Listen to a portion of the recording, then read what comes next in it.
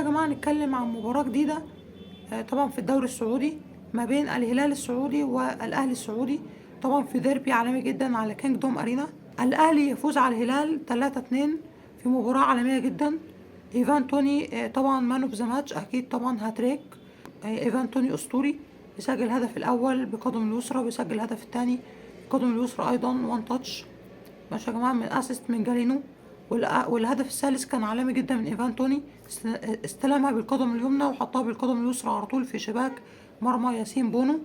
اللونج باس عالمي جدا من جابرييل فيجا ماشي يا جماعة، حطها كده كأنها مقصية كده من نص ملعب الأهلي، عملها أسطورية جدا مقصية كده، أسطورية جدا من جابرييل فيجا في الهدف الثالث للأهلي.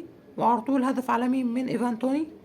ايفان توني عالمي جدا، لاعب برينتفورد السابق طبعا، بيسجل هاتريك ثلاثية في شباك ياسين بونو في الهلال.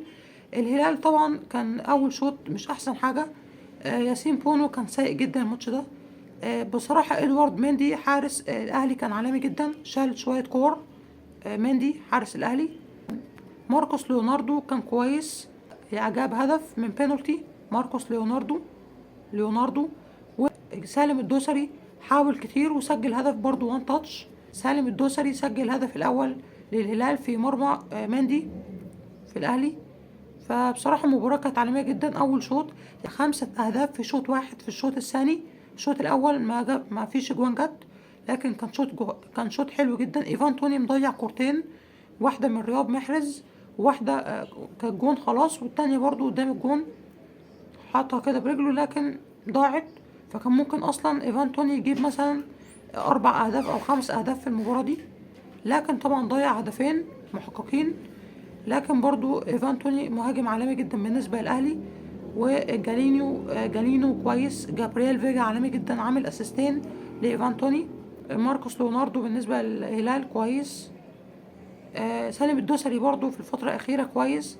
الهلال مش عارف بصراحة أداؤه عامل ازاي، لكن أداؤه في الماتش ده ما كانش أحسن حاجة. كان على فكرة كان هيعمل كومباك عالمية جدا الهلال على الأهلي، لكن يعني عمل كومباك تعادل، لكن كان هيكسب في الدقائق الأخيرة على طول. القاضية من إيفان توني في الدقيقة 87.